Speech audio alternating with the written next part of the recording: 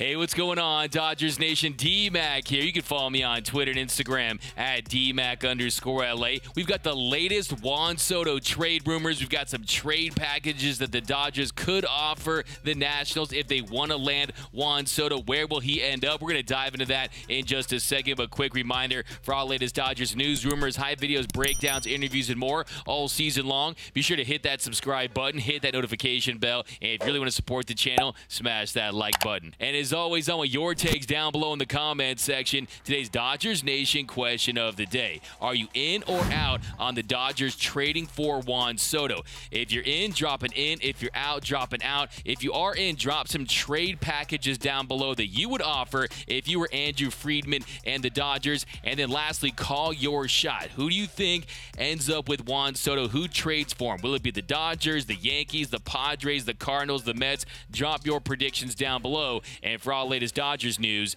head over to DodgersNation.com.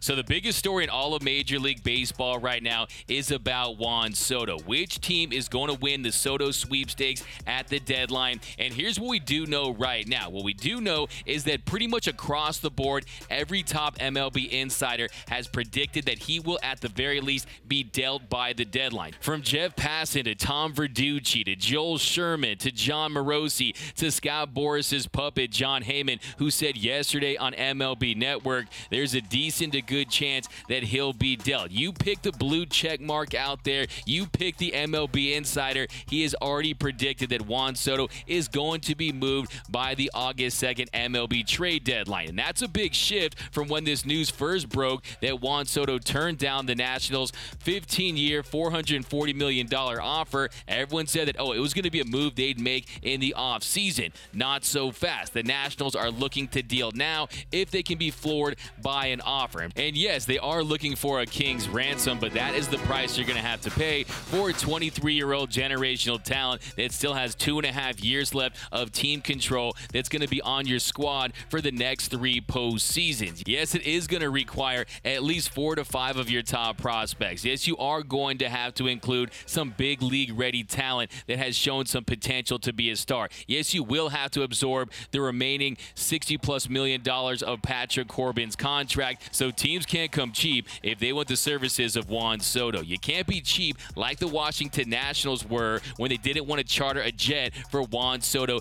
to the home run derby. Come on, Nats, you're better than that. The Nationals went full trashionals. Look, Juan Soto, don't even worry about it. With the contract that you're going to sign in a few years from now, you'll be able to buy yourself like 3 or 4 private jets. But when it comes to Juan Soto and how much it's going to cost the team to get him, the packages they're going to have to put together, we're going to give you some that the Dodgers could offer the Nationals in just a second that could land them Juan Soto. But first, Ken Rosenthal, he spoke with Kevin Burkhardt today on Fox, and he talked about the market for Juan Soto and some of the more aggressive teams around the league and what it's going to cost to get his services. Well, Kevin, it's still a little early in the process. We know the Padres are a hungry team. They're always in the market for big-name players, and the usual suspects will be involved, at least checking into Juan Soto. My understanding right now from multiple clubs is that the Nationals are asking for 4 to 5 top young players, a combination of prospects and major leaguers with low service time. Now, that's a monstrous ask, but it's Juan Soto. He's 23 years old. You're getting him for 3 pennant races.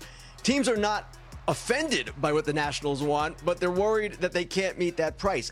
At this point, from what I'm being told, it's not really a negotiation. The Nationals are saying either you express a willingness to meet our price or we just go to the next club. So that's very interesting because initially you heard the Yankees, the Mets, even though I don't think they're going to trade him within the division, the Cardinals, the Dodgers, a lot of the big dogs, and then emerges the San Diego Padres. And the Padres, to their credit, have been one of the more aggressive teams in Major League Baseball over the past few seasons. They're sick of finishing behind the Dodgers. They're sick of being called little brother. They're sick of playing in a stadium that we call Dodger Stadium South. They're being very aggressive, and they are going to be MLB putting together a very aggressive package to try to get Juan Soto. I absolutely think they want him very badly, and they realize, hey, you have Fernando Tatis Jr., one of the biggest stars in the game. You couple him with Juan Soto. You already have Manny Machado. You have some pitching depth. This is a team that could contend for a World Series championship. And if you're the Dodgers, you say to yourself, hey, we would like to have Juan Soto. We could put together a package, but also we can drive up the price and have the Padres trade all their depth for Juan Soto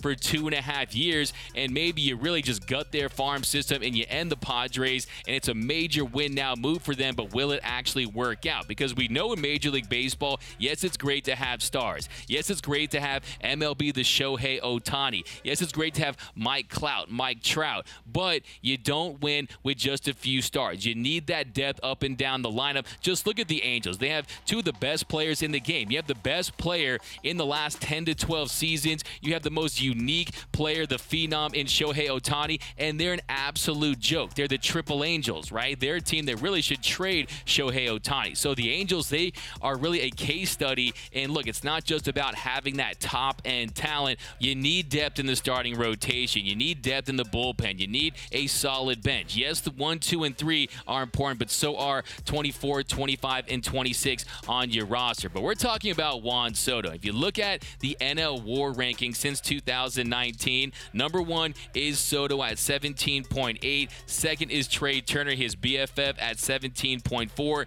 Then Freddie Freeman at 16.6, followed by Mookie Betts at 16.1. Imagine having that assemblage of talent on the same roster. How many fans out there would be so big mad they would say, oh, I'm never watching baseball again. They'd be so butthurt if the Dodgers were able to land Juan Soto. And look, Dodger fans, they love them some Juan Soto. You saw him win the home run derby there. You saw him attend Trey Turner's game in 2019 when he was sitting right next to Scott Boras in the dugout club. And then you saw during the All-Star game when Dodger fans in the pavilion, they were chanting, "Future Dodger."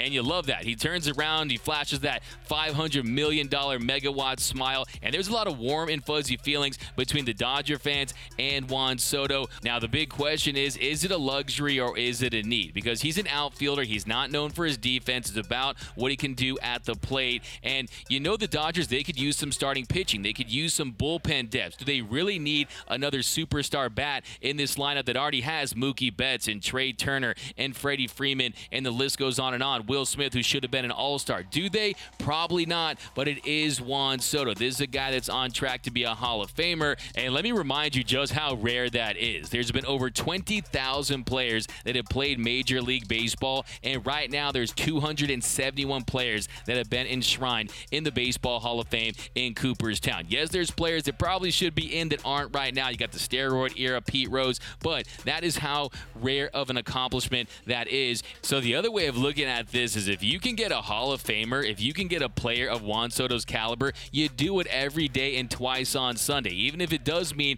parting ways with your top prospects, giving up some big league talent, and taking on a big contract. So what would it cost to get Juan Soto in Dodger blue? Well, MLB insider Jim Bowden, yes, the same Jim Bowden that promised that Nolan Arenado was going to be a Dodger a few years ago. Look, I open my Christmas presents every year, and I still haven't got my Nolan Arenado in Dodger blue. But he wrote the Dodgers could offer infielder Gavin Lux and put together a package of prospects from their loaded farm system, starting with power right-hander Bobby Miller or righty Ryan Pepio, along with 2 more position players from a group of infielder Miguel Vargas, outfielder Andy Pages, shortstop Wilman Diaz, and second baseman Michael Busch. So in this deal, the big headliners are Gavin Lux and Bobby Miller. And Gavin Lux, of course, he was the former top prospect in all of Major League Baseball. He struggled early on in his career, but he's really broken out this season with a 126 WRC plus. He's really figured it out at the plate. Yes, the power numbers aren't where you want to see them, but I think that's going to come in time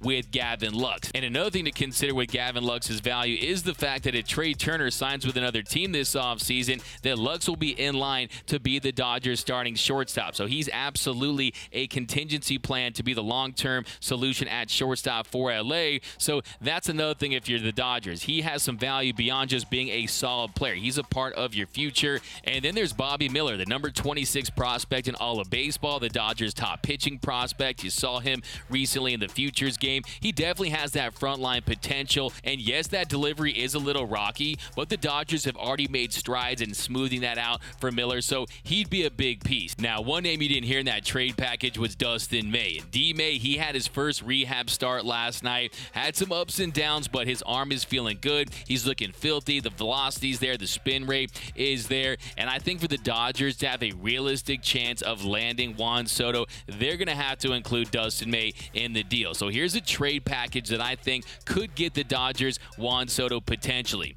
The Dodgers get Juan Soto, and they trade Dustin May, Gavin Lux, their number 2 prospect Bobby Miller, their number 3 prospect infielder Michael Busch, their number 4 prospect outfielder Andy Pages, and their number 5 prospect in third baseman Miguel Vargas. Oh, and on top of that, you have to absorb Patrick Corbin's salary. He has 2 years left, over $60 million. And yes, maybe Mark Pryor can unlock him and fix him, and he can contribute in some capacity, but that would be a massive haul. That's like the Dodgers giving away the Sandy Koufax statue, the Jackie Robinson statue. You have to give your firstborn child. You have to give them 2 In-N-Out Burger franchises. You'd have to give them the Santa Monica Pier. I mean, that is just an insane haul for a player that you can potentially sign a few years down the line. And yes, he is represented by Scott Boras, so that makes it even more unlikely when you consider his history with the Dodgers. But if you're LA and you want this superstar